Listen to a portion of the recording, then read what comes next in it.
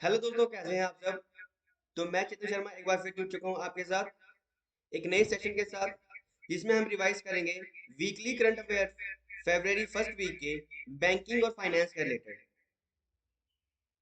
एक minute, voice का थोड़ा इशू आ रहा है।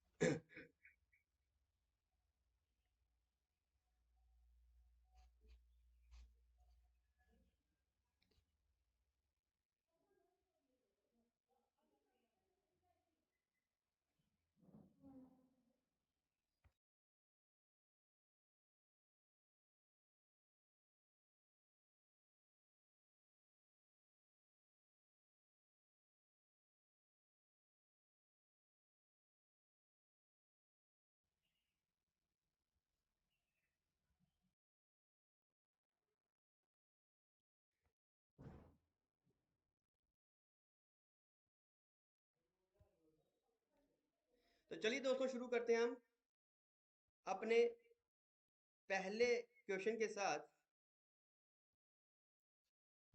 तो पहला सवाल ये रहा आपके सामने, बैंकिंग फाइनेंस के पहले वीक का फरवरी फर्स्ट वीक का हम रिवीजन कर रहे हैं। तो क्वेश्चन सवाल ये है, विच कंपनी है recently emerged as India's first payment gateway player to process CBDC central bank digital currency और digital rupee transaction for online retail merchants. दोस्तों आपके पास 20 सेकंड है, फटाफट से जवाब दीजिए।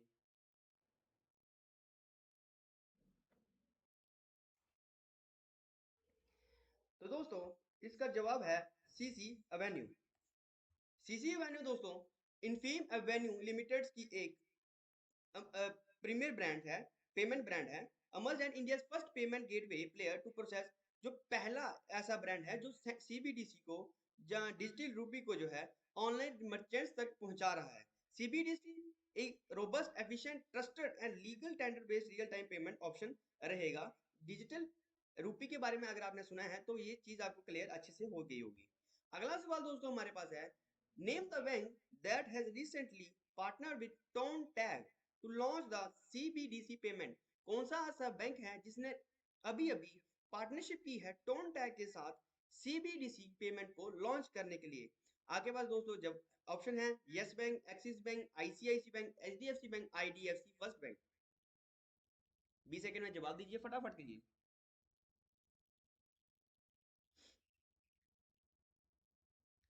तो दोस्तों समय समाप्त होता है अब।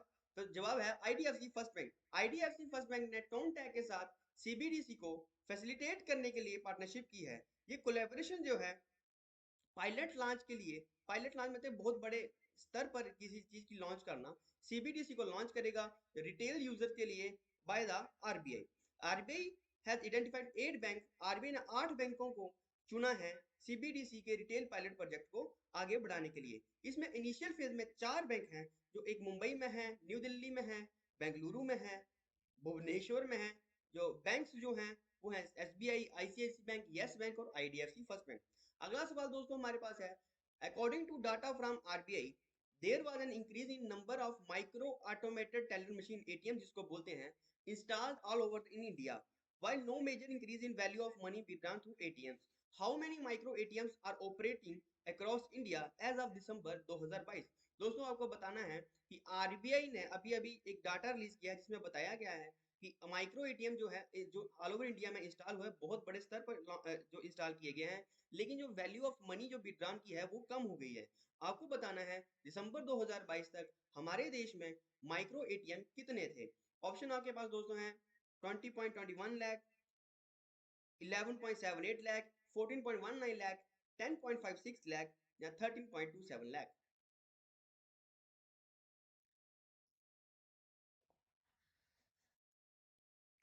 तो आई होप आप सबने जवाब ढूंढ लिया होगा। तो जवाब दोस्तों है 14.19 लाख। दिसंबर 2022 के हिसाब से हमारे देश में माइक्रो एटीएम जो है उनकी संख्या 14.19 लाख है। अगर बात करें दिसंबर 2020 की, तो जो पैसा निकाला गया था माइक्रो एटीएम से वो था 19.67 lakh crore. It was 25.2 lakh crore in December 2021। and has grown to around 25.5 lakh crore by November 2022. लेकिन नंबर ऑफ माइक्रो एटीएम जब जो थे वो थे 13.3 लाख, ये भी हमें ध्यान रखना है। आगे अगर बात करेंगे, which insurance company has recently launched pay as you drive vehicle insurance policy to offer premium based on the uses of vehicle? कौन सी ऐसी इंश्योरेंस कंपनी है जिसने लॉन्च किया है pay as you drive vehicle insurance policy को, जो आपको जितनी आपकी गाड़ी चलेगी उस हिसाब से आपको पेमेंट प्रीमियम का करना होगा। आपके पास दोस्तों ऑप्शन है royal Sundaram general insurance company, Bajaj Allianz life insurance company, Aditya Birla life insurance company, star health and allied insurance company, new India insurance company.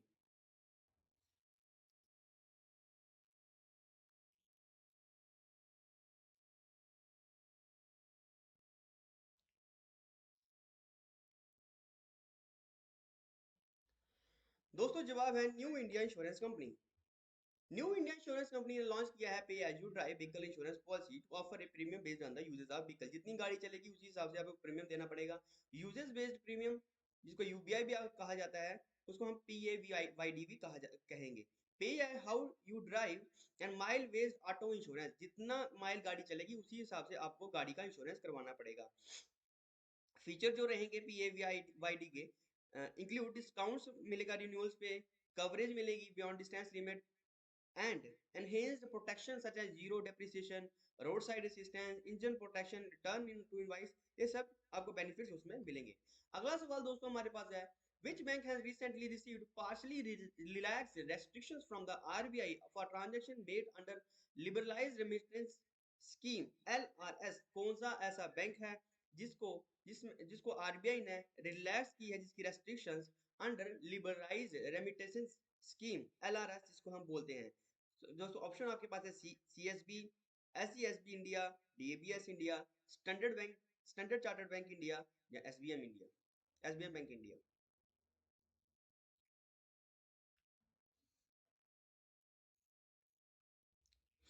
तो आई होप आपने जवाब ढूंढ लिया होगा अभी तक। तो एसबीएम इंडिया को दोस्तों जनवरी में जो है आरबीआई ने इसकी जो रेस्ट्रिक्शन इस पे इम्पोज की थी वो कम कर दी है। अब जो है, जो बाहर के जो कस्टमर इनके हैं जिनके पास इंटरनेशनल डेबिट कार्ड है, वो अपना पैसा निकलवा सकते हैं। रिलैक्सेशन जी दी गई है 15 मार्च 2023 तक आरबीआई की ओर से।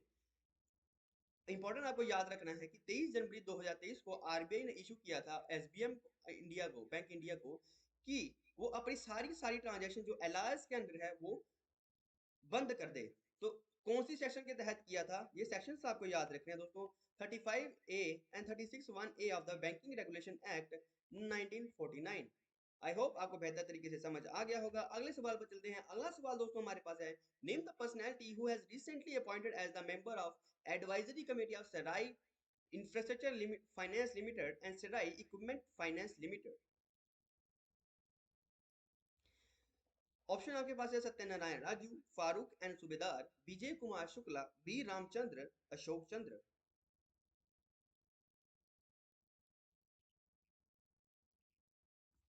आई होप आपने जवाब ढूंढ लिया होगा। तो जवाब हमारे पास है वी रामचंद्र। वी रामचंद्र जो फॉर्मर जीएम थे कैनरा बैंक के, as a member of advisory committee उन्हें सराई इंफ्रास्ट्रक्चर फाइनेंस लिमिटेड और सराई इक्विपमेंट फाइनेंस लिमिटेड के लिए इमीडिएट इफेक्ट से उनको अपॉइंट कर दिया गया है। इनको 3 मेंबर की एडवाइजरी कमेटी बनाई गई है जो बोर्ड के ऊपर काम करेगी, जिसमें वेंकट नागेश्वर चालसनी जो फॉर्मर डिप्यूटी मैनेजिंग डायरेक्टर रहे हैं एसबीआई के, जून 2022 में चालासनी को अपॉइंट किया गया था एडवाइजरी कमेटी में अपॉन द रेजिग्नेशन ऑफ, जब आर सुब्रमण्यम कुमार ने जो रेजिग्नेशन दिया था। दूसरे जो उसमें है टीटी सिरिनी वासा राघवान जो फार्मर एमडी रहे हैं सुंदरम फाइनेंस लिमिटेड के। और तीसरे जो मैंने अभी ऑप्शन आपको बताया V Ramachandra, former chief general manager रहे हैं कैनरा बैंक के। अगला सवाल दोस्तों हमारे पास आता है, according to the RBI data released जो जनवरी 23 में रिलीज किया गया है, digital payment index was increase to, किस लेवल तक इंक्रीज हो गया है डिजिटल पेमेंट इंडेक्स इंडिया में इन सितंबर 2022 फ्रॉम टू 349.30 इन मार्च 2022। तो आपके पास ऑप्शन दोस्तों हैं 409.21, 420.12, 377.46, 382.91, 399.14।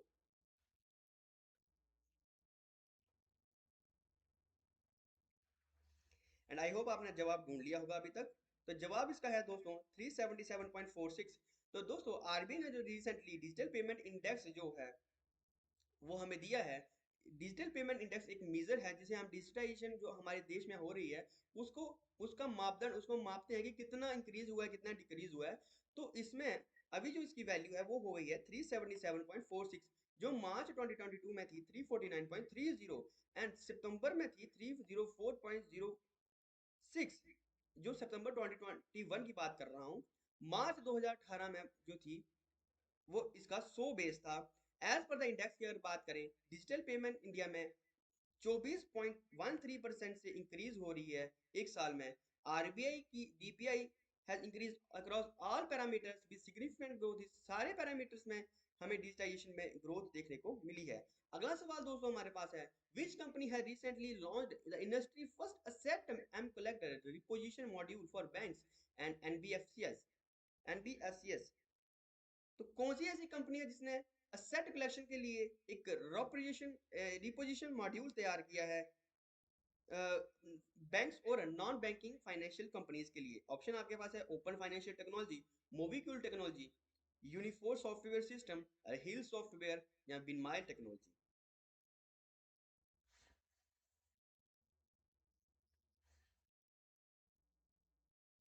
तो आई होप दोस्तों आपने जवाब ढूंढ लिया होगा अभी तक। तो ऑप्शन इसका आंसर जो इसका है वो है मोबिक्यूल टेक्नोलॉजी।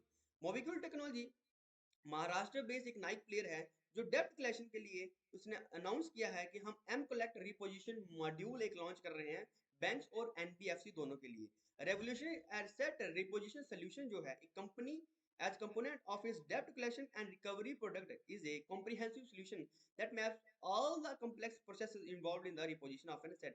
जो भी कॉम्प्लेक्स प्रोसेसेस होंगे कि हमें असेट को रिपोजिट कैसे करना है, कैसे जो असेट उसने लिखवाया होगा बैंक में या एनबीएफसी में कि आप अगर मैं पेमेंट ना करूँ तो हमारा एसेट ले लेना, तो वो सारा कॉम्प्लेक्स प्रोसेस सोल्यूशन में एक आसान सोल्यूशन में यहाँ पर कंप्लीट कर दिया जाएगा। अगला सवाल दोस्तों हमारे पास है, फरवरी 2023 को Indore municipal corporation launch secured redeemable non convertible debentures NCD जिसको बोला जाता है ऑफ अमाउंट, कितने अमाउंट के दोस्तों रिलीज किए गए थे? ऑप्शन आपके पास है 344 करोड़, 522 करोड़, 244 करोड़, 422 करोड़ या 144 करोड़।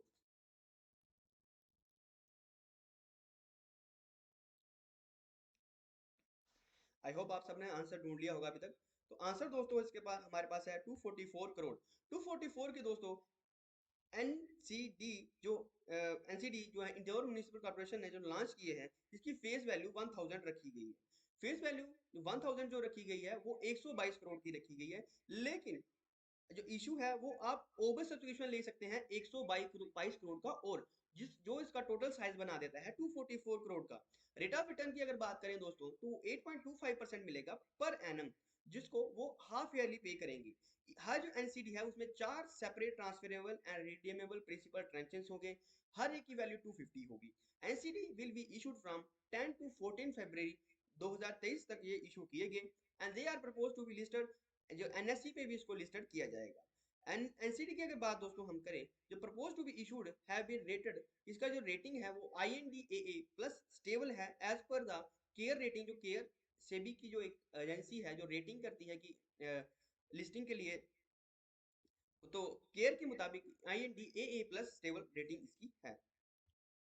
अगले सवाल पर अगर दोस्तों जाएं तो अगला सवाल हमारे पास है, name the bank that has recently announce the implementation of first phase of CBDC और डिजिटल रूपी। कौन सा ऐसा बैंक है जिसने पहली बार पहले फेज में सीबीडीसी को इंप्लीमेंट करने के लिए आगे आया है? तो आपके पास ऑप्शन दोस्तों हैं Axis bank, Kotak Mahindra bank, Canara bank, PNB या बैंक ऑफ इंडिया।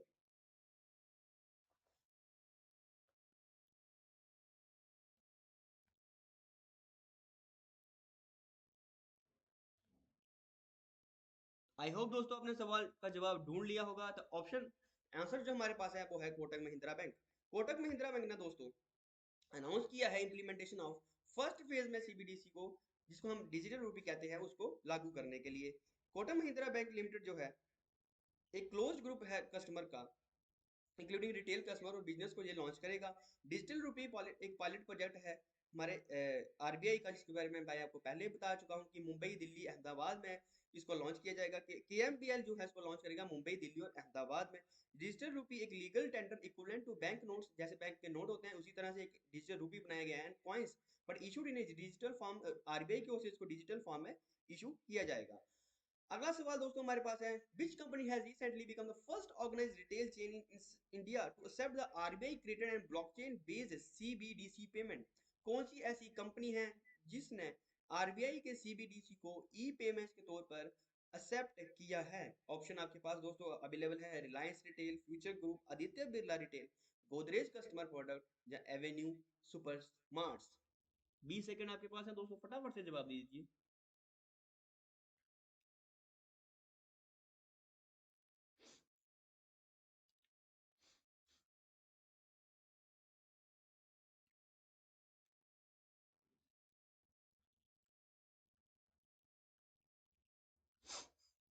जो काम हो गया है, तो इसका जो जवाब दोस्तों है वो है रिलायंस रिटेल। रिलायंस रिटेल ने दोस्तों सीबीडीसी को एक्सेप्ट किया है, पहला ऐसा जो ऑर्गेनाइजेशन बन गई जिसने सीबीडीसी को एक्सेप्ट किया है एज ए ई पेमेंट। जितने भी इस रिलायंस रिटेल आउटलेट है इंडिया में, वो इसको पेमेंट को एक्सेप्ट करेंगे। सीबीडीसी एक डिजिटलाइजेशन वर्जन है फियाट मनी का, that will coexist with actual cash के साथ कोएग्जिस्ट करेगा।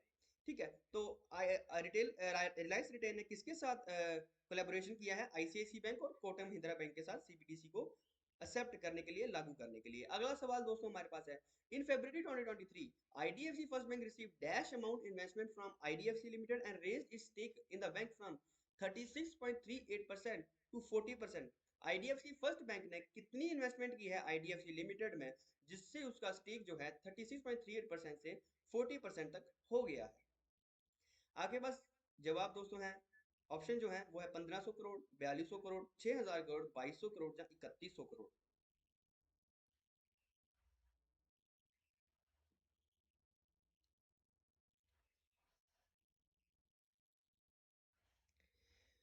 तो दोस्तों जवाब है इसका 2200 करोड़। 2200 करोड़ की डील हुई है आईडीएफसी फर्स्ट बैंक में और आईडीएफसी लिमिटेड में, जिससे आईडीएफसी लिमिटेड का स्टेक हो गया है 36.38% से 40% आईडीएफसी फर्स्ट बैंक में। आईडीएफसी लिमिटेड एक पेरेंट फर्म है आईडीएफसी फर्स्ट बैंक की।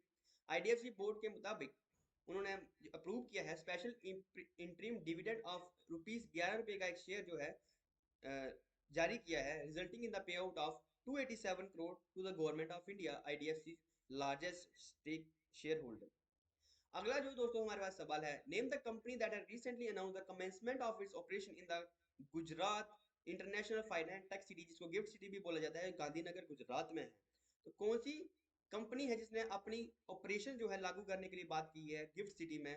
अगर ऑप्शन दोस्तों है, Experion technologies, KFin technologies, Kelton tech solution, Hyperlink infosystem या इंडियम सॉफ्टवेयर।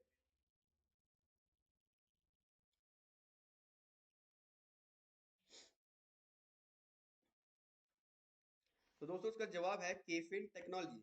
केफिन टेक्नोलॉजी ने दोस्तों अनाउंस किया है कि वो अपने ऑपरेशन गिफ्ट सिटी में, जो गांधीनगर गुजरात में है, वहां पर लागू कर देगी। City funds has two global funds in GIFT City, दो ग्लोबल फंड इनके पास है। While discussion with the other asset managers continue, KFin is a top provider of technology driven financial services that span all asset, जितने भी asset classes है, और offer करता है comprehensive service and solution to the Indian capital market ecosystem को।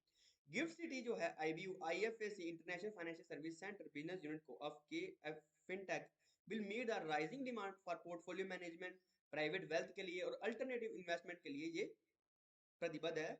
इसके solution ये provide करवाता है टेक्नोलॉजीज के फॉर्म में। अगला जो दोस्तों हमारे पास सवाल है, which bank has recently issued a work order to RailTel corporation of India to provide 4G LTE long-term evaluation connectivity to 15,000 offsite automated teller machine across India? कौन से बैंक ने रेलटेल कॉर्पोरेशन के साथ जो है एमओयू साइन किया है कि जो प्रोवाइड करेगा रेलटेल 4G LTE नेटवर्क अपने 15,000 एटीएम मशीन के अक्रॉस इंडिया? ऑप्शन आपके पास दोस्तों है HDFC bank, Indian bank, ICICI bank, bank of India या एसबीआई।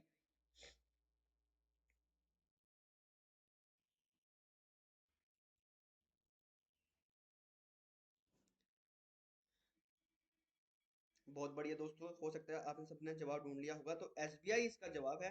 एसबीआई ने दोस्तों रिटेल कॉर्पोरेशन ऑफ इंडिया को के साथ करार किया है कि वो सेंटर पब्लिक सोशल एंटरप्राइज, ये एक कंपनी है under ministry of railways, to provide 4G LTE connectivity देंगे। ये 15,000 ऑफसाइड एटीएम्स के बाहर जो पूरे इंडिया में पाए जाते हैं। इसकी जो टोटल एस्टिमेटेड कॉस्ट दोस्तों है वो आएगी 253.35 करोड़ के करीब। Project also increase the operation and maintenance of entire network for 5 years। तो प्रोजेक्ट है ये 5 साल के लिए, पर इसको मेंटेनेंस का भी जिम्मेदारी लेगा, ऑपरेशन और मेंटेनेंस दोनों की जिम्मेदारी लेगा। अगला दोस्तों आपके पास स्टेटमेंट बेस्ड क्वेश्चन है। ऐसा क्वेश्चन यूपीएससी पीएससी में अक्सर देखा जाता है। तो आगे बाद सवाल दोस्तों है, which are the following points are correct with respect to security exchange SEBI, जिसको security and exchange board of India बोला जाता है, framework to strengthen the green bonds as of the February 2023। SEBI कहते हैं कि पहले ऑप्शन में कहते हैं कि सेबी ने स्ट्रेंथन किया है, SEBI has strengthen the green bond framework, green bond framework को स्ट्रेंथन किया गया है by introducing blue and yellow bonds as a new modes of sustainable finance.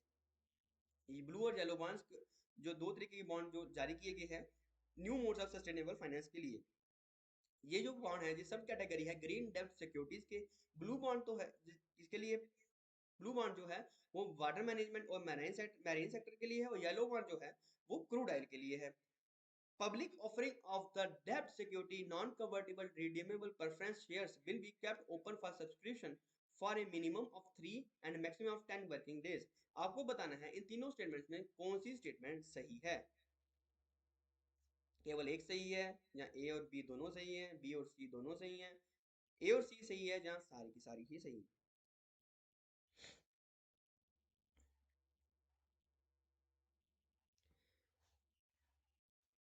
इस सवाल के लिए आपको ज्यादा टाइम दूंगा थोड़ा,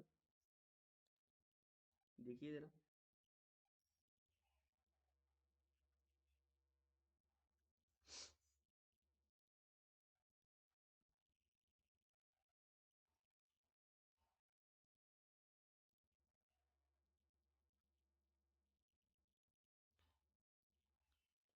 आई होप आप सबने जवाब ढूंढ लिया होगा अभी तक।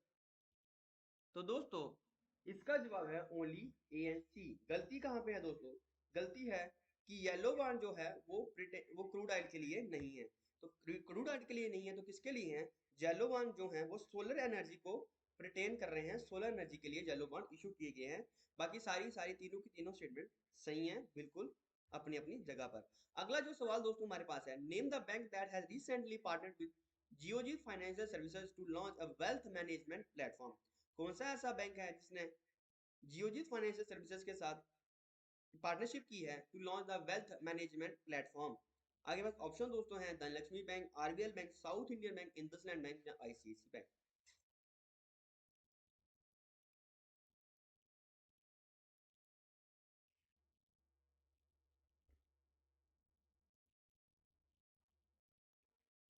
तो जवाब दोस्तों हमारे पास है south Indian bank. South Indian bank ने लॉन्च लॉन्च किया है a wealth management platform in partnership with Geojit Financial Services to offer a range of financial services to its high net worth individuals, जिनके पास जिनकी high net worth है individuals की, to invest their money, कि वो अपना पैसा जो है इन्वेस्ट करें फाइनेंशियल इंस्ट्रूमेंट्स जो अवेलेबल है मार्केट में। ये प्लेटफॉर्म एनेबल करेगा बैंक अकाउंट होल्डर को कि वो अपनी वेल्थ को मैक्सिमाइज करें, पर्सनलाइज करें, एफिशिएंट करें और कन्वीनियंट इन्वेस्टमेंट सोल्यूशन करते रहें। जियोजित फाइनेंशियल सर्विसेज जो है एक इन्वेस्टमेंट सर्विसेज कंपनी है with over 35 years of experience, जिसके बाद 35 साल का एक्सपीरियंस है in providing effective financial solution. अगले सवाल पर दोस्तों हम जाएं, which company has recently become India's first fintech platform to support cross border UPI payment? कौन सी कंपनी ने अभी ही लॉन्च किया है फिनटेक प्लेटफॉर्म? कौन सा ऐसा फिनटेक प्लेटफॉर्म इंडिया में है जिसने क्रॉस बॉर्डर यूपीआई पेमेंट्स को सपोर्ट किया है? आपके पास ऑप्शन है पेटीएम, फोन पे, भारत पे, रेजर पे या फ्री चार्ज। पेटीएम, फोन पे, भारत पे, रेजर पे या फ्री चार्ज। सवाल एक बार फिर सुन लीजिए, which company has recently become India's first fintech platform to support cross border UPI payments? तो दोस्तों हमारे पास जवाब है फोन पे। फोन पे ने दोस्तों सपोर्ट किया है यूपीआई को इंटरनेशनल पेमेंट्स के लिए। अभी आपको पता चल गया होगा कि यूपीआई इंटरनेशनल हो चुका है क्योंकि रिसेंटली उसने सिंगापुर में अपने ऑपरेशन जो है चालू कर दिए हैं। यूपीआई के थ्रू हम सिंगापुर में पेमेंट कर सकते हैं। Indian use users of PhonePe can utilize this feature to instantly pay foreign merchant using UPI when they are traveling abroad. Indian user जो है अगर वो फोन पे यूज कर रहे हैं तो फॉरेन में कहीं भी जाते हैं तो यूपीआई के थ्रू पेमेंट कर सकते हैं. यूपीआई एक intended to make the transfer transaction safe and simple for millions of Indian travelling abroad. जो बाहर जा रहे हैं उनके लिए बहुत आसान हो जाएगा.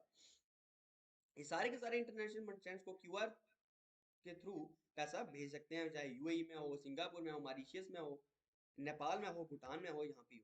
आगे अगला सवाल दोस्तों हमारे पास है, name the payment bank that has recently launch बिज खाता ए करंट अकाउंट.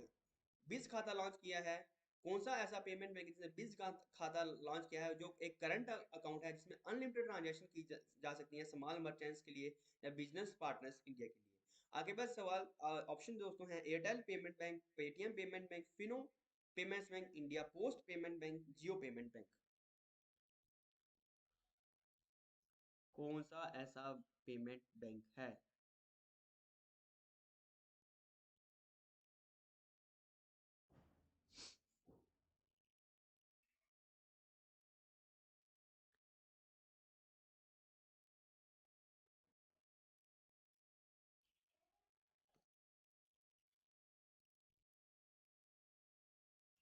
आई होप आप सबने जवाब ढूंढ लिया होगा अभी तक. तो दोस्तों जवाब है Airtel payment bank. Airtel payment bank ने दोस्तों विज खाता लॉन्च किया है. करंट अकाउंट है जिसमें अनलिमिटेड ट्रांजैक्शन छोटे मर्चेंट कर सकते हैं, बिजनेस पार्टनर्स जो इंडिया में है वो कर सकते हैं. ठीक है दोस्तों.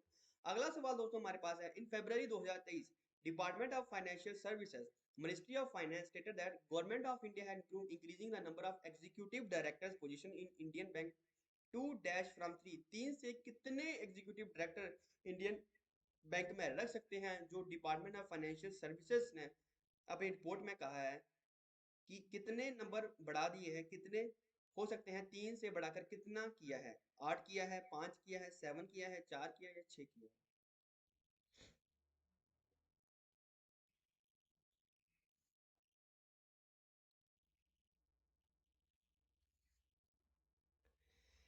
आई होप आप सबने जवाब ढूंढ लिया होगा. तो जवाब है दोस्तों 4. अब इंडियन बैंक में जो एग्जीक्यूटिव डायरेक्टर रहेंगे वो 3 की जगह 4 रहेंगे. ये डिपार्टमेंट ऑफ फाइनेंशियल सर्विसेज ने कहा है, जो मिनिस्ट्री ऑफ फाइनेंस के अंडर आता है दोस्तों. तो शुक्रिया, ये था हमारा आज का लेक्चर. अगला सेशन जो होगा वो साइंस एंड टेक वगैरह जो भी फर्स्ट वीक में था सबका हम रिवीजन करवाएंगे आहिस्ता आहिस्ता. चैनल पर पहली बार आए हैं तो चैनल को सब्सक्राइब कर दीजिएगा. वीडियो अच्छी लगी हो तो आगे शेयर कर दीजिएगा सबके साथ.